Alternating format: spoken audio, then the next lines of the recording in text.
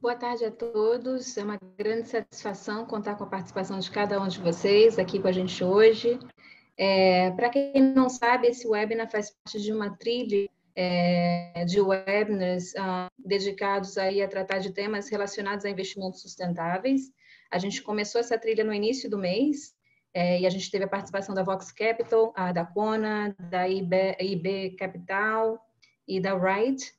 Esse é o segundo que a gente tem na trilha, e hoje a gente vai escutar um pouquinho mais a visão dos empreendedores, né, a força motriz aí do impacto, e da trajetória de cada um deles, justamente nessa concepção que eles tiveram já bem claro no momento de partida das empresas, do propósito que eles queriam e do impacto que eles gostariam de causar na sociedade.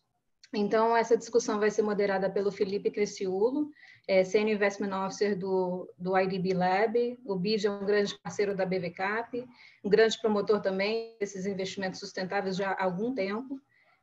O Felipe tem bastante experiência no ecossistema, como investidor em fundos, em startups e também como empreendedor.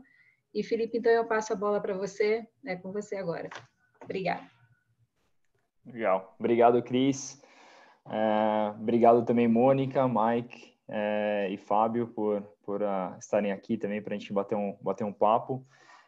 Seria ótimo escutar de vocês, em primeiro, um breve resumo da história de vocês e como que vocês chegaram em cada um dos negócios atuais, né? Grão, TNH Vitalc e Home Agent. Mônica, se puder começar, por favor. Vamos lá, gente, super obrigada aí pelo convite, obrigada por todos que estão participando.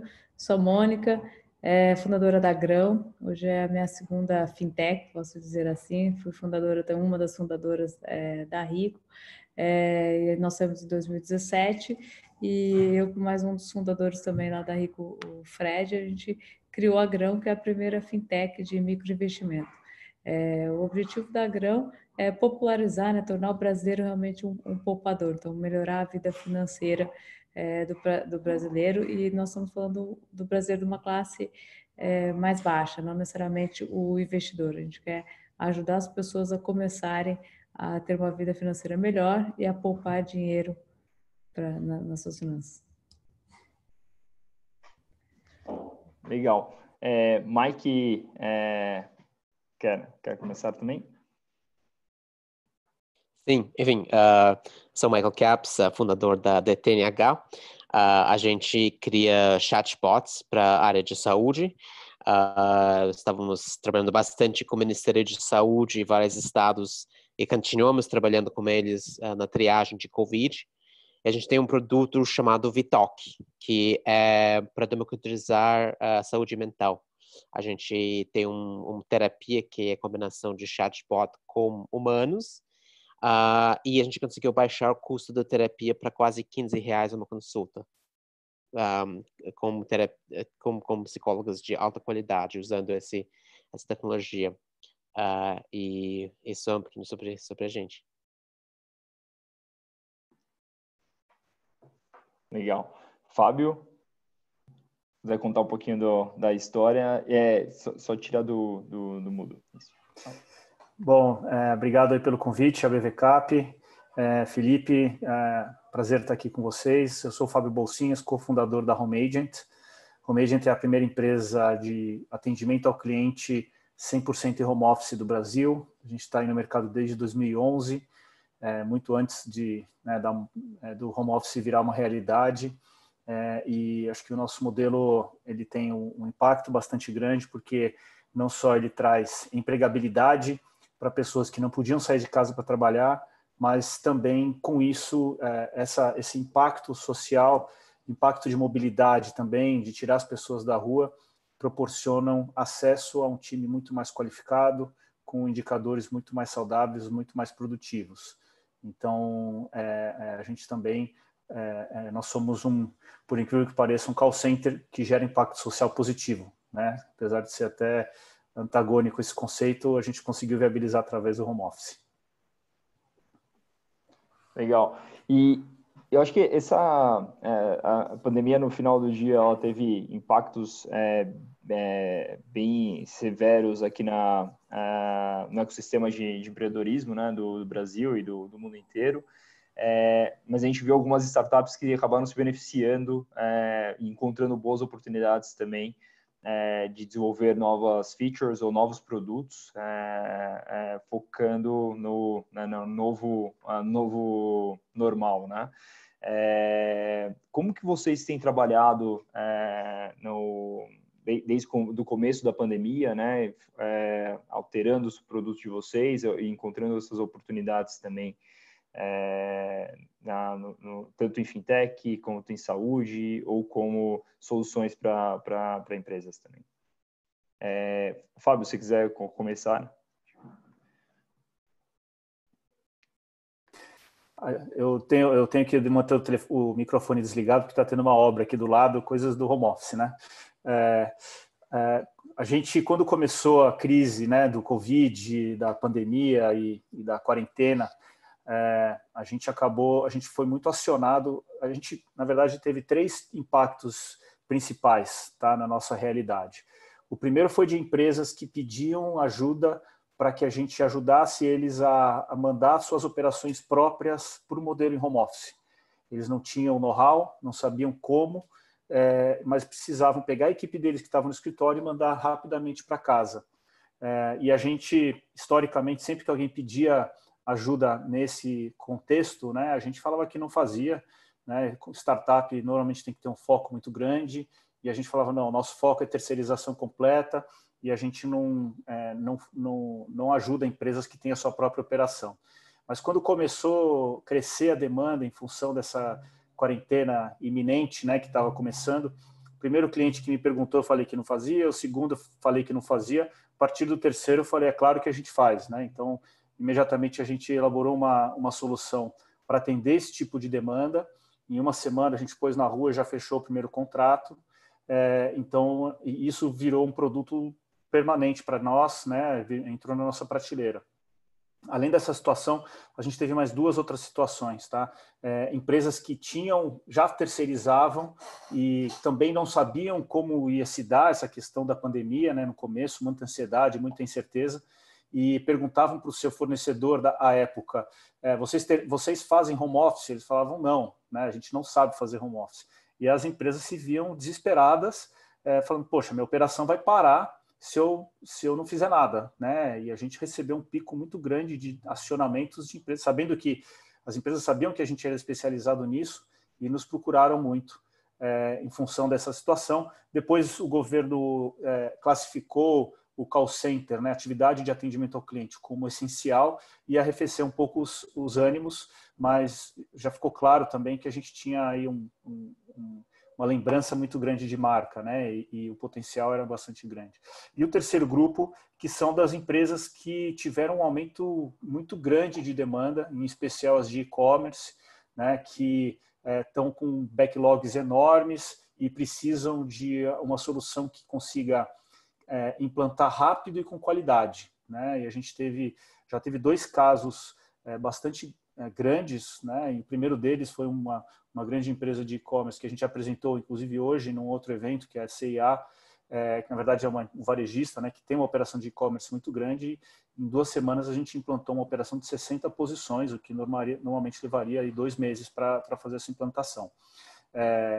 Então a gente começou a ajudar empresas também que tinham um problema inverso, né? O problema da transposição do volume do varejo para o e-commerce. E a gente entende que esse é uma tendência, é uma mudança de comportamento mesmo, né? Não é algo momentâneo. Acho que forjou um pouco o comportamento das pessoas como consumidores, no sentido do e-commerce, e também com relação ao home office, né? Então, home office que até pouco tempo atrás era uma inovação, era algo acessório, né? Era interessante de se ver como era, de operar, e agora, a partir de agora, passou a ser obrigatório e vai permanecer sendo obrigatório, sob o ponto de vista de contingência, mas também sob o ponto de vista das vantagens de eficiência econômica, de qualidade. Então, as empresas que estavam esperando para dar aquele aquele passo a mais para testar o modelo em home office, o Covid veio e deu aquele empurrão, né? Foram obrigadas a fazer, e eu acho que esse paradigma foi quebrado à força. Então, a gente entende que o mesmo esforço que a gente fazia para trazer pequenos clientes, pequenas operações, já está começando a trazer efeitos, ou clientes muito mais maduros, né, sob o ponto de vista da demanda. Uhum. Excelente. Excelente. Mike, a gente acompanhou também um pouco da TNH, junto com o trabalho com o Ministério da Saúde também. Se puder contar tanto a TNH quanto o Vitalk, quais foram os produtos que vocês desenharam durante essa pandemia? Não, na verdade, assim, a gente já estava meio preparado, né, para esse tipo de crise, né? Na verdade, a gente já vem trabalhando com outros tipos de epidemias, como Zika, como dengue, né, usando tecnologias mobile, né, tipo SMS, WhatsApp, outros tipos de chatbots para monitorar e educar populações grandes. Só que, nesse caso, o volume, assim, chegou... aconteceu um grande volume das coisas e demandas, não só do Ministério de Saúde, mas de vários estados, estado de Amazonas, estado de Roraima, várias organizações privadas e públicas. Então, a gente, na verdade, enfrentou, eu diria, 3 desafios grandes que a gente precisou fazer. Primeiro, foi desenhar todos os protocolos, né, de como você, de fato, faz triagem de pacientes de Covid e faz o quê? É uma situação complexa, porque cada lugar tem seu próprio protocolos e cada lugar tem outras influências externas que mudam o protocolo correto. Então, nosso time precisou adaptar muito o produto sempre, todo dia, para garantir atender todo mundo. Segundo é volume. A gente não estava preparado em atender milhões de pessoas no mesmo tempo. Então, precisou acontecer uma grande migração de servidores, várias coisas que a gente fez para liderar com demanda. Eu acho que o terceiro também foi conseguir liderar com um grande volume de clientes, cada um com uma agenda diferente. Então, a gente precisou fazer várias coisas internamente para conseguir atender esse público. Mas no momento que a gente chegou no nível, vamos dizer, mais ou menos estável para conseguir fazer o triagem e direcionamento de saúde física do Covid, a gente percebeu que tinha, na verdade, outra onda, né? Que é agora a saúde mental. Porque agora, assim, a população já era muito ansiosa, deprimido, tinha outras transtornos antes, agora ia sofrer ainda mais, né? Tem muito fala de o Post-Traumatic Stress Disorder, né? O estresse pós-traumático, que afeta desproporcionalmente populações mais de baixa renda, de populações vulneráveis, populações também que os profissionais de saúde. E, de certa forma, a gente já estava trabalhando numa solução focado em democratizar acesso à saúde mental, né? Não usando teleterapia, mas usando a combinação de teleterapia com chatbot, para fazer um serviço mesclado que pega o melhor do humano e o melhor do tecnologia para baixar o custo, né? Para ir de uma média de atendimento de R$80, R$90 por consulta para alguma coisa para 15 para baixo. A gente já estava trabalhando nisso e meio que Covid deu uma empurra para a gente, porque falou, ok, tem que ser pronto, tem que funcionar. E a gente precisou adaptar todo o conteúdo, todo o protocolos internos de como você atende alguém para conseguir, de fato, ser relevantes, né? Porque a gente estava... mas tinha uma solução pensada no status quo, no como estão as coisas. Então, eu precisei escrever... o nosso chatbot precisou aprender, a gente precisou treinar a inteligência artificial sobre várias coisas, sobre confinamento, isolamento, pensamentos, luta, pensamentos, tipo, coisas específicas para profissionais de saúde. E precisávamos também repensar nosso modelo de distribuição para chegar nos nossos clientes finais, que geralmente são empresas, né? Employers. Então, assim, de certa forma, concluindo, a Covid não necessariamente mudou muito o nosso pipeline, ele só, assim, condensou em um período muito curto e acelerou as ações que a gente já ia fazer, né? E, de certa forma, isso foi positivo para a gente. Então... Legal. Bom, tem algumas dúvidas depois sobre isso,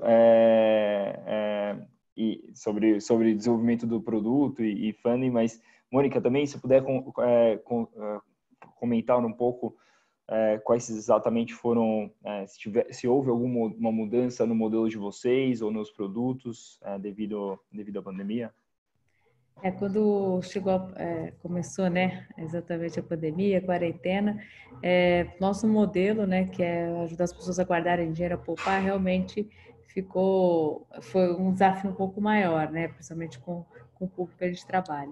O que a gente viu que acontecer é que a renda dele, né, do nosso cliente diminuiu de 20% a 25%, mas o custo também caiu.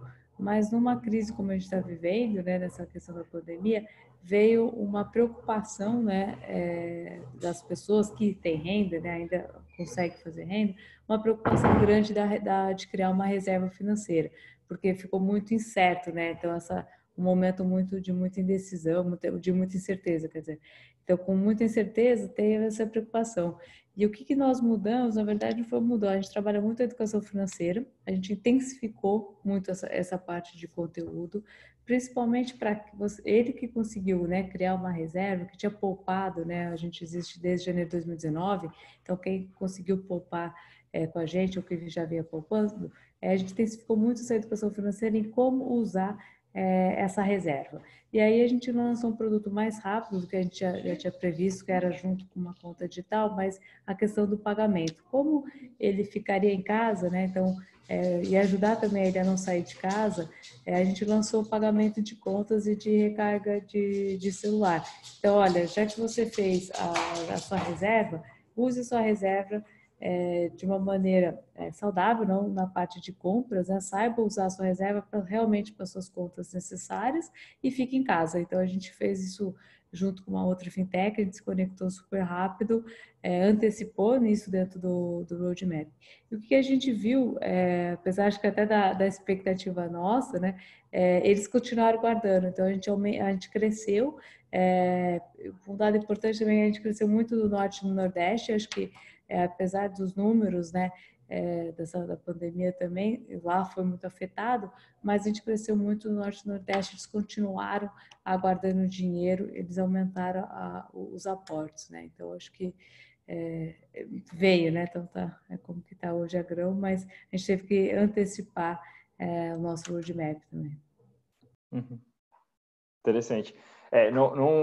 Acho que quando a gente desenhou esse webinar, a gente não havia pensado em empresas que tinham só se beneficiado, né, com o Covid, mas a gente acabou chamando empresas que acabaram se beneficiando mais. Mas o interessante também é que tem empresas com modelos diferentes, né, de negócios, né, tanto B2C quanto que é a Grão, né, mais B2C, quanto a Tenaca Vitalk, que é um misto entre B2C e B2B, e Home Agent B2B, e também entre impactos diferentes, né, entre empresas que soluções que reduziram o custo das soluções, né, e estão provendo acesso, ou criando novas soluções também para o mercado, né. E aí, o impacto, a gente sempre tenta trazer métricas, né, identificar exatamente quem que está do outro lado da ponta, como ela está se beneficiando, né, não só quantitativamente, mas a profundidade desse impacto, né. Como vocês medem o impacto do produto de vocês e como vocês utilizam isso também para dentro da empresa, né? Para melhoria de produtos ou mesmo para atrair novos clientes? Quais são realmente os benefícios de fazer essa medição? Se puderem compartilhar um pouco também algumas dessas métricas de impacto. Mike, quer começar? Por favor. Pode ser. Tem bastante métricas, né, que a gente está olhando. Eu vou focar principalmente na VTalk, né, que é focada em saúde mental, porque os outros projetos, cada um é um pouquinho diferente. Claramente a gente tem um aplicativo, é digital, né? Então, como qualquer aplicativo, eu estou querendo ver quantos usuários eu estou tendo, qual é a retenção deles, qual é o uso deles. A dificuldade como a gente, que a gente tem um aplicativo gratuito, né? Que qualquer pessoa pode usar, é aplicativo premium, que tem psicólogas, pessoas por trás. Então, cada um tem suas métricas um pouquinho diferentes, né? Por exemplo, aquele das psicólogas, a gente olha muito a retenção, pode primeiro mês, segundo mês, quantas pessoas terminam uma jornada terapêutica de 3 meses, geralmente, né? A gente tem uma ideia de volume, mas a gente quer também saber se tem impacto de fato na saúde mental das pessoas. Como a gente faz isso? O nosso time usa uma série de que a gente chama instrumentos clínicos. Eles são self-assessments, ou seja, são questionários que o usuário consegue preencher, que vai nos dar um senso do nível de risco de alguns transtornos mentais. Então, por exemplo, tem uma série de 5, 6, 7 perguntas para avaliar o risco de uma depressão, ansiedade, burnout, estresse, insônia, consumo de álcool. Tem várias escalas. E a gente geralmente aplica essas escalas no começo, quando a gente faz uma anamnese, e para personalizar a jornada dentro do aplicativo, e ao longo de tratamento. Eu consigo ver se melhora ou piora. E a gente fez já estudos muito grandes, com milhares de pacientes, conseguiram mostrar que, em média, para esses transtornos, a gente consegue reduzir em 30% esses indicadores. Ou seja, tem um certo impacto. E esse impacto é particularmente maior em algumas populações, né? Pessoas que tradicionalmente não têm acesso à terapia, a barra é tão baixa, né, que você consegue fazer muito. Há populações que, enfim, subpopulações, adolescentes, mulheres, tem uma variação de impacto também. A gente consegue medir tudo isso, fazer esses cruzamentos demográficos, socioeconômicos pelo aplicativo. E terminando, por que isso é tão importante para a gente, né?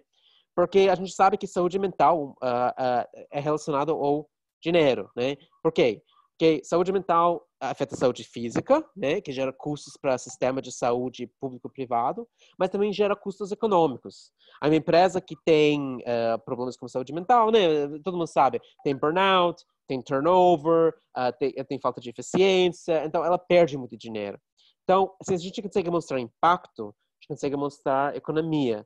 E se a gente consegue uma economia, a gente consegue comprar por isso. Então para a gente, é uma ciclo muito virtuoso, né? O mais pessoas que usam, o melhor e mais eficiente que fica o produto, o mais impacto que ele faz, o mais economia ele gera, o mais que a gente recebe. Então, é meio assim que a gente coloca a medição de KPIs e impacto no centro do nosso negócio.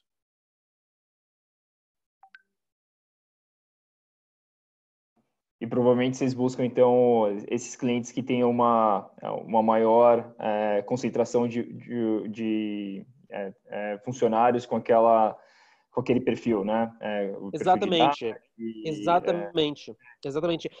Eu acho que a gente pensa assim, impacto como diferencial de negócios, sabe? Ou seja, por que eu vou concorrer com série de outros serviços que tem um price point muito maior quando eu tenho um oceano azul aqui com a minha inovação, né? E mais pessoas que eu consigo atender aqui, o melhor que o meu preço vai caindo. Então, eu gosto muito de varejo, manufacturing, né? Indústria, times que é difícil você alcançar, que não trabalham no mesmo prédio. Mas mesmo assim, eu também tenho empresas que são desenvolvimento de software e gostam de uma coisa mais digital, mais tech também. Então, eu não estou me limitando. Só que eu tenho menos competição nesses outros segmentos que são tradicionalmente underserved, né? Não são atendidos dessa maneira. Uhum. Legal. E Fábio, se eu puder comentar um pouco, que eu acho que vocês, além de impacto social, né, e econômico, e de produtividade também para as empresas, vocês também ainda têm um impacto ambiental bem interessante. Assim, se puder compartilhar os KPIs que vocês adotam. Eu acho que, no nosso caso, conceitualmente é muito parecido com o que o Mike falou, né? Porque para nós o impacto ele é uma fonte do nosso diferencial, né? Assim, se a gente não tivesse o impacto, a gente não conseguiria ter os diferenciais que a gente tem, e eu já explico, né? Então, a gente gera muito impacto do lado, porque assim, a Home Agent, por ser uma empresa que terceiriza atendimento ao cliente, você tem o lado de quem a gente contrata e você tem o lado de quem nos contrata, né? E a gente se propõe a ter uma proposta de valor de maior qualidade com eficiência econômica e gerando impacto social positivo, né? Até por consequência.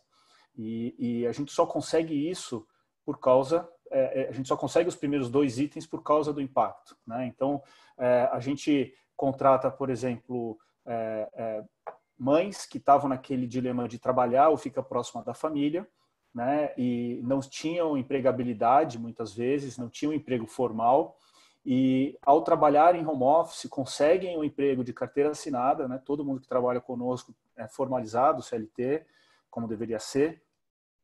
Aqui tem muita gente que pensa, né? Vocês trabalham em home office, a imaginação vai longe, né? Todo mundo autônomo, trabalha na hora que quiser. Não, tem turno definido, trabalha com carteira assinada, a gente fornece o equipamento, então tem uma série de características do nosso jeito de operar. Mas essas pessoas elas conseguem equilibrar duas prioridades essenciais na vida dela, né? Que é o emprego e estar próximo da família. E para vocês terem uma ideia, mais de 30% do nosso time não podia sair de casa para trabalhar antes. E com a gente elas estão incluídas, né? Estão empregadas. E com isso, a gente, com uma equipe que é naturalmente mais engajada, ela é mais sênior, então a gente tem 35 anos de idade média no time. Se você comparar a média do mercado de atendimento, normalmente são jovens, né, de 20 e poucos anos, que até já entram pensando em sair, né? Então você acaba gerando um turnover muito alto. E aí é um indicador que a gente gera para o nosso cliente, né? Por causa desse perfil e desse benefício que a gente gera, e aí está no social ainda, nem falamos do ambiental, a gente consegue ter um time que é mais qualificado e tem um turnover muito próximo de 0, inclusive. A gente já passou 3 meses com turnover igual a 0,0, o que é impensável para uma empresa de call center, né? Então, acho que a gênese desse diferencial está no perfil do time e como a gente traz essas pessoas, tá? E aí, falando do impacto na vida delas, né? A gente costuma medir, fazendo pesquisas periódicas, e a gente identificou que quem trabalha conosco deixa de desperdiçar 4 horas por dia de trânsito, né, de vida. Se você somar 4 horas por dia em um ano, são 60 dias de vida que você ganha ao trabalhar conosco, né? Nos últimos 2 anos, se você somar tudo que a gente gerou de benefício para o nosso time, a gente devolveu 14 mil dias de vida para o nosso time. A gente deixou de gerar 280 mil viagens de transporte público e 140 toneladas de carbono, né? Então, esse assim é um tempo e esse tempo que a gente devolveu para eles é literalmente devolvido mesmo, porque assim, quando a gente vai para o trabalho, né, seja dirigindo um carro, seja num ônibus, seja em qualquer situação, é um tempo que a gente apaga da nossa memória, né? Nossa memória mais recente, quando a gente chega no escritório, é quando a gente estava em casa, né? O que aconteceu no meio do caminho, a gente esquece. Daqui a 10 anos, na hora que você olhar para trás, você não vai lembrar do tempo que você estava sentado no ônibus, mas você vai lembrar o tempo que você estava com seus filhos, estava fazendo uma academia, fazendo uma ginástica, estudando, né? Esse é o tempo que a gente propicia para o nosso time. E aí tem alguns indicadores também, por consequência, né? Que são muito interessantes, porque assim, primeiro que a Prefeitura de São Paulo diz que cada emprego gerado fora do centro, por causa da circulação local do dinheiro, gera 4 outros novos empregos, né? E a gente não dá vale refeição para o nosso time, a gente dá vale alimentação, exatamente para ela comprar no supermercado do bairro, para poder comprar comida para a família, né? E também tem um outro indicador legal que é assim, se você somar o subsídio que a prefeitura paga para cada passagem de transporte público, as pessoas que a gente tirou da rua só no ano passado, a gente economizou mais de R$500 mil em dinheiro direto para os cofres da prefeitura, e eles nem sabem disso, né? Aliás, também não sabe quem, por exemplo, pega um metrô da Praça da Sé, cada pessoa que eu tiro do metrô da Praça da Sé, 20 outros me agradecem sem saber, né? Porque a gente esvazia as ruas, né? Então, no final das contas, esse modelo ele acaba sendo bom para todo mundo, no sentido de ser bom para quem trabalha conosco, ser bom para os nossos clientes, porque a gente consegue trazer uma fórmula diferente, que é mais eficiente, né? E gera melhor resultado.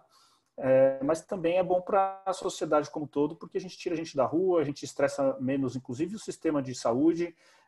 Então, isso tudo a gente mede e gera. É interessante que é um impacto que esse modelo gera sem fazer nenhum esforço adicional, né? Então, a gente gera esse impacto fazendo o que a gente faz todo dia, né? A gente não tem um programa de impacto social, um programa de impacto ambiental, né? É só saber tentar trazer as métricas de impacto relacionados diretamente ao nosso core business.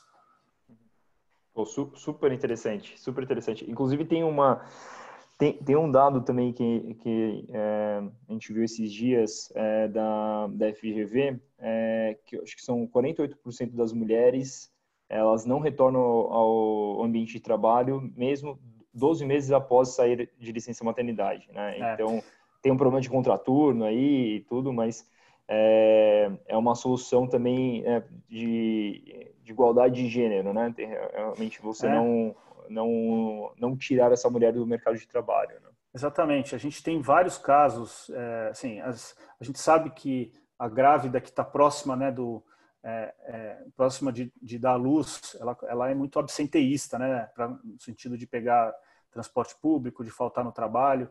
E no nosso modelo, muitas empresas pensam até em usar como benefício para quem está prestes a dar à luz e até para quem volta da licença maternidade. A gente tem mais de um caso no nosso time de grávidas que tinham gravidez de risco e pediram para o médico autorizar que elas continuassem trabalhando de casa, né, no nosso modelo, porque ela quer trabalhar, ela não quer ficar sem fazer nada, e o modelo de trabalho em home office é compatível com essa condição, né? Legal. E Mônica, acho que a gente vê muitos projetos aqui no Brasil de renegociação de dívida, de empréstimos mais baratos, e num país realmente que poupa pouco, né? Você tem alguns problemas para isso, mas um deles é educação financeira, né? E como que vocês têm trabalhado, gerado KPIs, e como esses KPIs também de impacto têm beneficiado a própria melhoria do produto da Grão? Eu acho que a gente tem todos os KPIs de como abertura de conta, né? Mas acho que o principal que a gente acompanha muito, que é o que a gente, né, o nosso propósito, é fazer com que ele conquiste algo, né? Então, quando ele começa a poupar dinheiro, ele não está poupando para uma aposentadoria, ele está poupando para trocar moto, ele está poupando para dar entrada para casa. Então, é real o objetivo do nosso cliente. Então, acho que o principal KPI é quando ele conquista esse objetivo, né? Então, isso é muito legal quando você vê que ele se foi lá e poupou e fez a viagem, ou ele fez a compra, né? Então, acho que essa concretização do objetivo, acho que é o principal KPI que a gente e a gente acompanha, né? Apesar de ser a história pequena, né, da Grão, eu acho que já tem vários assim, clientes que atingiram o seu objetivo. E agora a gente está também com isso, fazendo parcerias exatamente para as pessoas que não conseguiram, né, um financiamento, não conseguiram, eu quero comprar minha casa, mas eu não consigo ser aprovado no financiamento por nunca ter tido um histórico, né, ou por não ter sido desbancarizado. Isso é muito um mercado enorme aqui do Brasil, né, do desbancarizado, então ele não tem acesso, né, acesso ao crédito, ou porque ele é desbancarizado, ou porque ele guarda em casa, tem dinheiro em casa, ou ele não tem nenhum histórico, né. Então isso já também faz com que agora que a gente começa a poupar, para ele também poder ser aprovado. Então isso vai ser um outro KPI muito importante, né? Além do objetivo, é concretizar esse objetivo para ele, né? Se está muito grande eu comprar minha casa, Minha Casa Minha Vida, né? Vamos dizer que tem o valor do imóvel de R$150.000, ele precisa talvez ter R$10.000 para poder aumentar a chance dele, né? Para ser aprovado, para conseguir o financiamento. Ou até uma moto. Às vezes ele quer comprar uma moto de 8.000, de R$10.000, mas ele precisa de uma quantia para o banco poder falar, nossa, esse aqui eu consigo agora te aprovar nesse financiamento. Então, até o acesso, né, ao crédito hoje, esse é um outro KPI que a gente quer estar trabalhando, né, que através de parcerias, né, já com o consultor e com o banco, de fazer com que esse cliente ele poupe para depois ele ser reconhecido e ser aprovado aí para o financiamento. E com certeza, ao longo dessa jornada, a gente trabalha muito a educação financeira dele. Então, a chance dele não ser um bom pagador, né, tanto do crédito, do financiamento, é maior, né, do que simplesmente alguém que foi lá já pegou crédito, não tem consciência do ganho dele, do gasto, e nem da formação da poupança. Eu acho que esses são os dois grandes KPIs que a gente está acompanhando. Super legal. E agora também com esse programa massivo de digitalização, né, da população em geral, né, com esses o auxílio de R$600, que benefício você enxerga, né, para Grão em tentar atrair essas pessoas também para terem, né, ou poupar esse recurso, ou para pós, né, retorno o retorno da economia também ele conseguir ter mais ideias sobre os gastos dele, o que você enxerga de benefícios? Acho que é uma super oportunidade, né? Porque ele foi lá e já experimentou um aplicativo, talvez não tenha tido uma experiência excelente, né? Mas ele teve, né? Ele baixou um app, conseguiu. Então, acho que tem a oportunidade para a gente também oferecer uma experiência melhor aí para ele. Então, ele já perdeu talvez um medo, né, de baixar um app, de ver como funciona. Hoje ele está baixando, ele está fazendo o pagamento, ele está transferindo, então isso já porque hoje até o nosso cliente, ele vai ainda na lotérica, às vezes ele poupa com dinheiro, na lotérica ele paga um boleto, né? Então eu acho que isso já é uma oportunidade para a gente, eu vejo essa questão do auxílio emergencial. A gente já tem muita gente que trouxe o auxílio emergencial até para Grão, né? Mas eu acho que é uma oportunidade, sim, que para fazer, ele já deu o primeiro passo aí da digitalização. Né? Uhum. Legal. E também a gente vê várias empresas de impacto, né, e o ecossistema em geral, né, não há muitos recursos, né, não há muitos fundos de impacto. Os três aqui têm a oportunidade de terem captado. Seria super relevante saber, se puderem dizer quem são, né, os investidores por trás dessas três startups. E como o que eles enxergaram, né, para fazer cada um dos investimentos. Fábio, se puder começar. A gente tem, agora, no momento, a gente tem dois investidores, na verdade, um que é um grupo de anjos, né, que é o Gavia Angels, e um fundo de impacto que hoje é a X8 Investimentos, que tem uma parceria com o Capria Ventures, que é um fundo americano formado por ex-Microsofts que se propõe a investir em empresas de impacto baseadas em tecnologia que atuam em mercados emergentes. Né? E o case da Homagent foi o primeiro da América Latina deles. Eles têm lá, eles têm gente participando do fundo deles, como Bill e Melinda Gates Foundation, Ford Foundation, YFC, Michael Dell Foundation. Então tem vários nomes conhecidos, né, que participam e chancelam essa estratégia deles de investir em empresas que geram empregabilidade atrelada à tecnologia. Eles atuam muito na Índia, estão começando a atuar na América Latina também e em outras regiões menos favorecidas do mundo, né? E eles enxergaram na gente um potencial de escalar o impacto, né? Seja diretamente, e é um impacto acho que é importante lembrar que investimento de impacto não é filantropia necessariamente, né? Eu acho que quando um fundo de impacto olha para uma empresa que gera impacto, é impacto gerando lucro. Você tem que fazer o bem para a sociedade de uma maneira sustentável, que é boa, inclusive, para quem empreende, né? Então, eles buscam esse tipo de empresa e enxergaram na gente um potencial de ter um primeiro caso e de achar um negócio que tem um potencial de escalar no nosso mercado bastante grande. Então, foi esse o racional que eles utilizaram, de uma maneira que o potencial de impacto, inclusive, ele é um habilitador até para o diferencial competitivo da empresa em que eles estavam investindo. Uhum. Legal.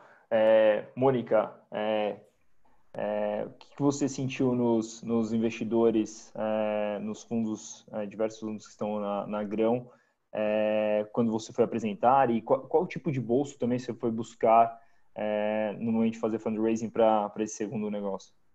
A gente fez um pré-seed, né? A Astela como líder.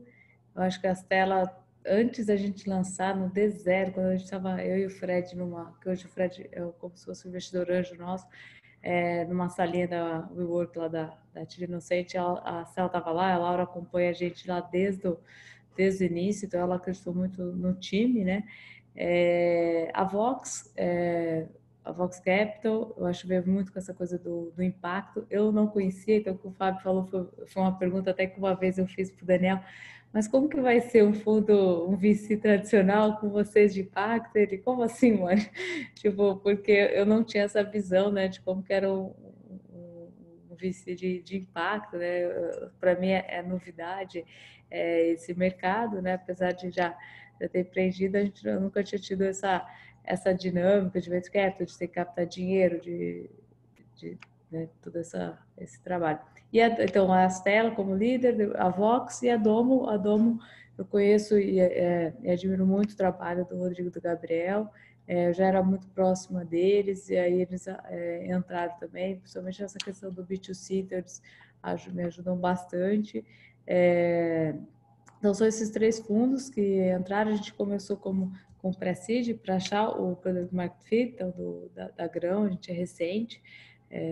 Então, e a gente é bem próximo, apesar de não ter ainda, não ter formalmente o conselho, eu falo com eles direto, acho que principalmente agora também nessa crise, então, não, sei lá, pandemia, então eles ajudam bastante todo o nosso trabalho.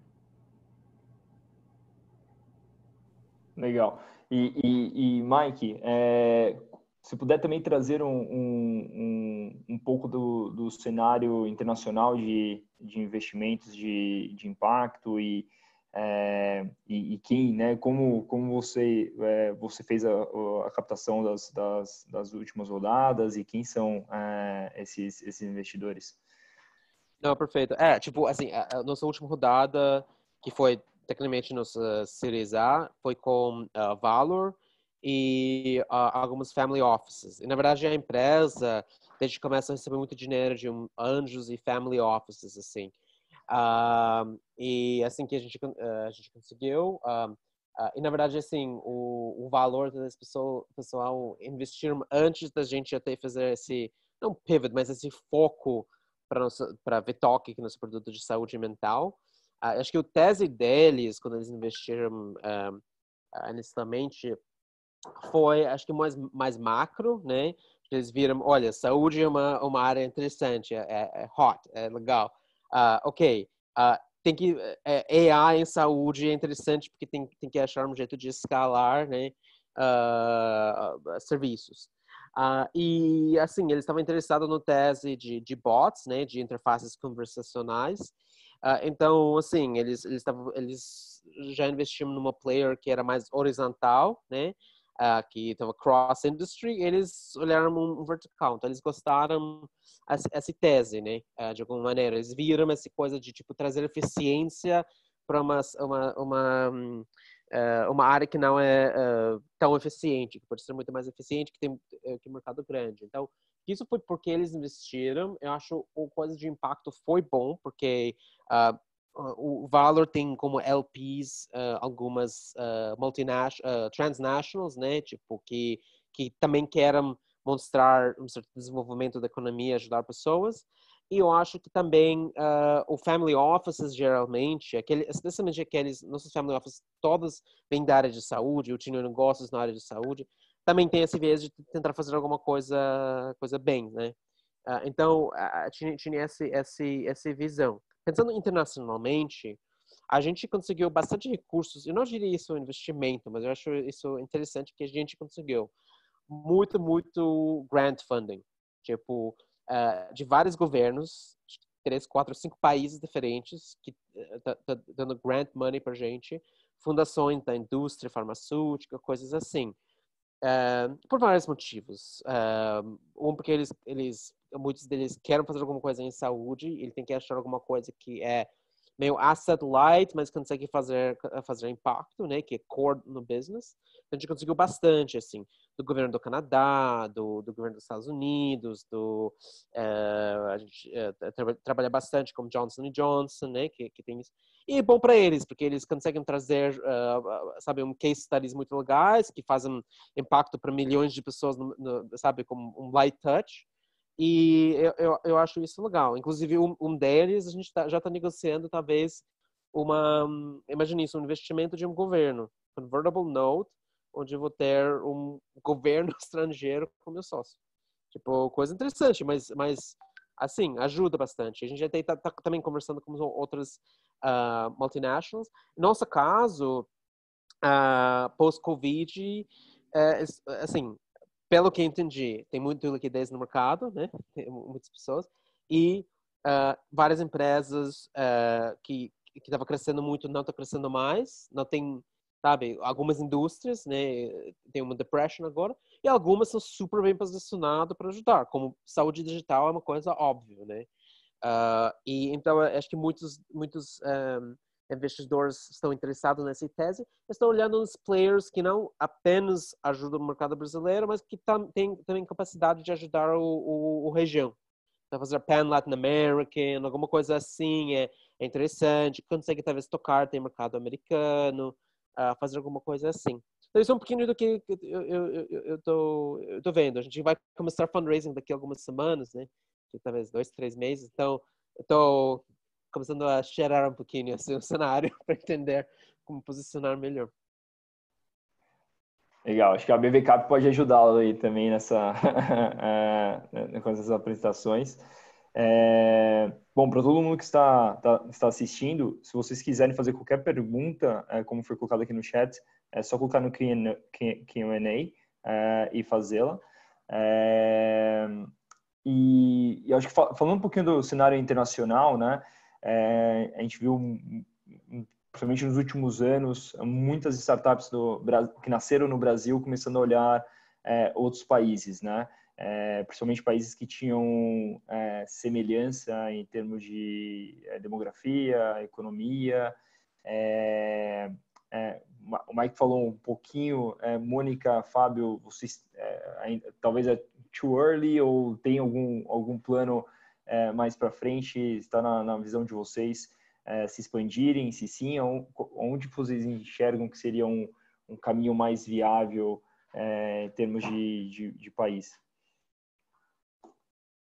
Acho que para a gente começar, é cedo ainda, né? Acho que o Brasil é enorme, aí tem um desafio grande, mas a gente passou por uma aceleração que também tem muita startup que tem o mesmo, muito parecido com a gente, que é da África, né? Então acho que ali tem muita coisa que dá para a gente olhar, mas acho que ainda é cedo, tem o Brasilzão aqui ainda.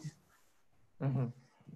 No nosso caso também, a gente acha que quando a gente for pensar em expandir, né, o mais natural e o mais fácil até é a gente expandir para a América Latina. Dá até para começar a expandir para a América Latina a partir do Brasil, porque nosso modelo permite que a gente contrate nativos de vários países, né, a partir de São Paulo e a partir de qualquer lugar aqui do Brasil. E quando tiver uma massa crítica suficiente, a gente iria realmente fisicamente para outro país. Mas eu acho que isso seria muito precipitado por uma demanda de um cliente, né? Porque, como a Mônica falou, o o Brasil é um mercado muito grande. O mercado de atendimento ao cliente no Brasil, no ano passado, foi um mercado de 54 bilhões de reais, né? E tem espaço para muita gente e é um mercado que tem um potencial grande a ser explorado, né? Então, não há necessidade de momento de expansão, porém, pode ser uma boa oportunidade caso ela surja, né? Que eu acho que, estrategicamente falando, acho que vale a pena colocar esforços em outras frentes no momento para poder deixar, inclusive, a operação cada vez maior aqui no Brasil. Legal. Bom, a gente falou também bastante dos benefícios, né, de criar uma empresa purpose-driven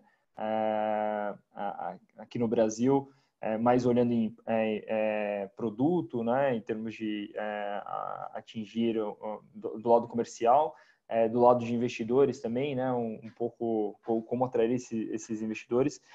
Mas e para dentro da empresa, assim, vocês enxergam benefícios também em engajamento de equipe?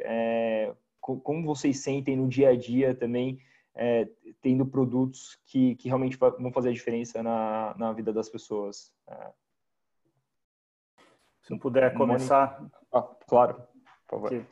A gente é muito gratificante para nós, porque a gente recebe várias vezes, já recebemos várias vezes depoimento de colaboradores nossos, mulheres, né, falando, graças a Home Agent eu pude ver meu filho crescer, né?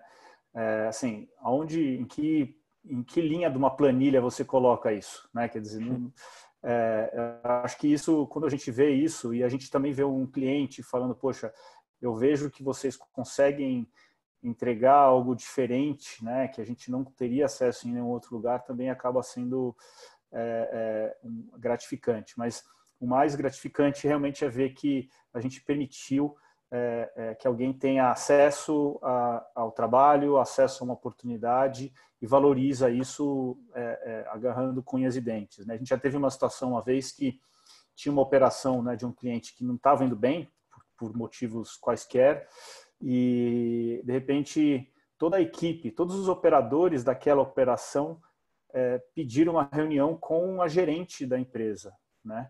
Ela falou, nossa, é um motim, né? O que será que vai acontecer? E na verdade elas falaram, olha, a gente está muito preocupado porque não estamos conseguindo entregar o resultado esperado e a gente não quer perder essa oportunidade, né? Se você for ver uma situação como essa através com a lente de um paradigma tradicional, de um call center, as pessoas não estão nem aí. R$50 ele vai lá para outra empresa, vou ficar aqui 3 meses, depois eu vou para o varejo. E eu acho que com esse modelo a gente conseguiu fazer diferença na vida mesmo de muita gente, né? Então, isso aqui... E aí a gente vê o orgulho, né, de quem está na gestão, de ver esse impacto também, esse resultado na prática, né? Então, para mim, como gestor do negócio, é muito gratificante ver esse efeito acontecendo na prática. Legal. Para a gente, assim, acho que um cargo é uma vaga que é muito difícil para qualquer um contratar, que é o CTO. O nosso CTO, ele veio porque ele se viu no problema, ele já foi um desse endividado, ele tinha um cartão, começou a trabalhar, ganhou o primeiro cartão de crédito, já conseguiu o primeiro cartão de crédito, usou todos os limites, então ele foi um cara super endividado e aí ele teve que se reeducar financeiramente. Então quando ele viu a proposta da Grão, né, ele se envolveu, ele se viu e falou, pô, é isso que eu quero fazer, né, eu quero construir algo para mudar a vida financeira das pessoas. Então acho que ele foi realmente de uma pessoa que veio com essa questão do propósito, né? E que não é fácil contratar, né? Essa parte de tecnologia. E agora, recentemente, em fevereiro, a gente teve um crescimento muito grande em apenas 2 dias e de repente, a equipe inteira de desenvolvimento, que todo mundo começou a atender cliente porque a gente não estava conseguindo atender a demanda, né? Que teve do crescimento, que foi muito rápido. Em 2 dias, a gente teve um boom. E aí que você vê mesmo que as pessoas estavam querendo resolver qualquer dúvida, né? Então, nós somos muitos, somos em 14 pessoas, mas quem nunca atendeu o cliente sentou, atendeu com essa propósito de, tipo, nossa, ele está com dúvida do que aconteceu com o dinheiro dele, a gente tem que resolver. Então, tudo isso por um propósito que acho que é muito legal, que todo mundo está construindo a empresa, né? Acho que a grande diferença para eles que estão começando, a gente está todos nós começando uma empresa desde o início, é a construção dessa empresa, né? E fazer com que o cliente, a maior satisfação acho que de todos é atender bem aí, principalmente para esse cliente, né, ter uma vida financeira legal e conquistar o objetivo. Uhum. As histórias bem legais. Do nosso lado, assim, acho que faz parte do meu job description, como se eu tentar pegar essas histórias e circular internamente para sempre motivar o time, porque tem um time um pouquinho mais jovem, a gente provavelmente paga um pouquinho, depende, mas em geral eu não consigo pagar igual a uma consultoria ou outra empresa mais fancy, então muitas pessoas estão lá porque eles acreditam realmente no problema, né? Agora é saúde mental. Então, o que eu faço? A gente sempre tem todos os comentários no site, no App Store, uma coisa assim. Todo dia a gente está circulando para as pessoas verem. Putz, isso me ajudou, eu não tinha como pagar para terapia, agora eu tenho como, né? A gente sempre está circulando, né? Porque às vezes se você só olha nos números, né? KPI, não ajuda, né? Tipo, a gente ajudou tanto 1.000 pessoas. Ok, mas vocês não conseguem ver isso. A gente faz outra coisa que a gente tem um time clínica, né? Que de vez em quando eles pegam uns estudos de casos, né? Então, tipo, eles pegam dados anonimizados, falando, olha, a gente prevenir um divórcio aqui através de aplicativo, né? Tipo, eles falam isso, todo mundo quase chora, tipo, como a gente conseguiu? Então a gente faz isso de vez em quando. Mas também a gente começou a perceber outra coisa, que tipo, que tá um pouquinho relacionado a isso, mas eu acho importante, que é nossas políticas internas de diversidade. Que acontece?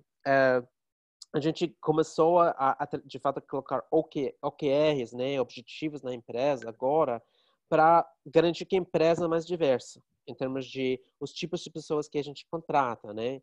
Gênero, raça, agora mês de orgulho, LGBTQI, né? Esse tipo de coisa. Por quê? Porque se eu estou criando um produto para tentar atender todas as pessoas, eu tenho que garantir que meu time também é diverso, né? Consegue entender, tem os insights. Meu produto depende muito da experiência de usuário. Se eu não sei como engajar, se eu não consigo fazer isso, a coisa não anda. A gente já está incorporando essas coisas dentro dos próprios políticos e práticas da empresa, porque a gente acha que isso faz a gente mais forte, mais capaz de chegar onde a gente precisa. Então, do meu lado. Pô, sensacional. Bom, eu acho que a parte boa de fazer o webinar é que a gente consegue sempre acabar no horário também. Mas, putz, super obrigado pelo papo. Foi muito interessante ouvir de 3 grandes empreendedores